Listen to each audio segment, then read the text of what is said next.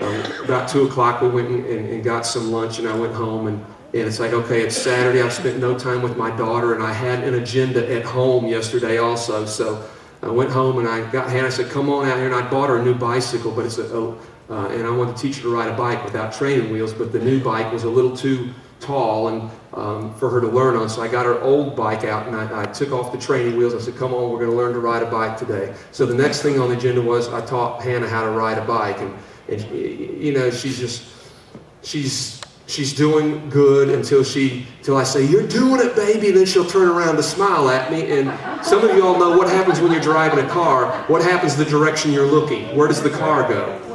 The direction you're looking. And so, you know, I spent most of my time not teaching her balance or pedaling or any of those things. It's like, baby, keep your eyes on the road. You got to start with women drivers early, man. Keep your eyes on the road. And so I was trying to teach her, as long as you focus on where you want to go, you will go in that direction. But you've got to see that. You've got to see that path. And she started getting it. She started getting it. And I would hold on to her, you know, the back of her shirt as she was going, and I'd say, you've got it, you've got it, and we go up and turn around, and she'd say, Daddy, you were still holding me. It's like, yeah, but I wasn't keeping you up or anything. I just had you in case you tipped over. I was just going to, you know, you were going to be dangling in the air there. So she said, you got to let go. It's like, okay, are you focused enough for me to let go? And as soon as I said that, I could just hear the Spirit of God echo that over the body of Christ. Yeah, I'll let go, but are you focused enough for me to let go? I got plans for you.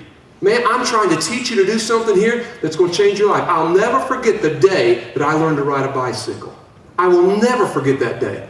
Because that evening at supper, Mom called us. We were on the farm. She said, you kids come on in here. Supper's ready. I said, I'm not hungry. Well, I never missed supper.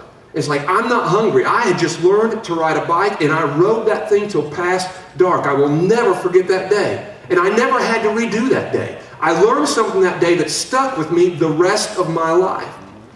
I told her, I said, baby, are you focused enough for me to let go of you? She said, yeah, I let go. So I started running with her, and I let go, and I stayed a little bit behind her, and then she started outrunning me, and I'm running down the road panting. And finally we quit just because I was too winded. And, okay, so we've learned to ride a bike today. Check. We'll knock that one off the list. Well, I had to cut the grass, so I could cut the grass. Check that one off. Then I had to clean the leaves out of the back landscaping at the yard and cut out some old bushes and stuff. And then it's like, Hannah's wanting to play. It's like, okay, let's play hide and seek for a while. And then it's like, okay, Daddy, can we go on a hike in the woods? It's like, okay, let's go find Murphy's bones, because we drug Murphy way down in the woods and made a big rock tomb for him a couple of years ago. And so it's like, it's about 1/3 of a mile down through the woods, between 1/4 and 1/3 of a mile. When you're in the woods, it's a little deceiving. It's a real rough terrain with lots of rocks. So we went hiking way down the mountain. And we got down there and we found Murphy's tomb.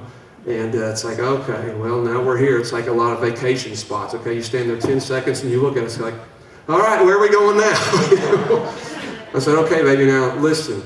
And we're way down in the woods, way down in the woods. It's rocky, it's trees, it's just brush, it's rough terrain. I said, we're going home now, and Daddy's going to follow you. You're leading this time. I want you to see if you can get us back home. Because we've been doing that a little bit, but only like a couple hundred yards down in the woods. It's like, okay, we're between 1/4 and 1/3 of a mile down the woods now. I want you to take us home. I said, can you do it? She said, okay. I said, because I kept telling her on the way down, now, I want you to stay focused, and I want you to watch the terrain, watch landmarks. I want you to get used to where little creeks and things like that are at. So all the way home, I stayed about 4 steps behind her, and she would stop every once in a while. She'd say, Daddy, we need to take a break. And I said, okay. And she would stop, and she would look around. She'd say, I think it's this way. And say, okay, whatever you say. Wherever she led me, we were going to go there and hope that I could find our way back home here.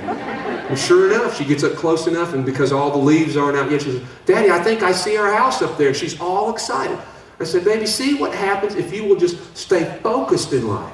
And so it's like all through the day, it's just like God just keeps drawing our attention, whether it was teaching her to play golf that we talked about last week and keeping her eye on the ball. Focus on the ball. Focus on the road. Focus on the terrain. Learn how to get where you're trying to go. And so I've learned in life, this is what gets you where you're trying to go in life. What do you want? Well, that's easy to come up with what we want. Well, how are you going to get there? If you don't learn how to get focused on that thing, as the Bible redundantly talks about from the very beginning, it's all about sight, sight, sight. Dan was touching on some of that the other night. Eve, she picks up the forbidden fruit and it was pleasing to her eyes. And we learn right away that our destiny is determined by how we're viewing things. In that case, the destiny did not turn out the way God planned for Adam and Eve. Why? Because they weren't looking in the right direction. They weren't focused on what they were supposed to be focused on in life.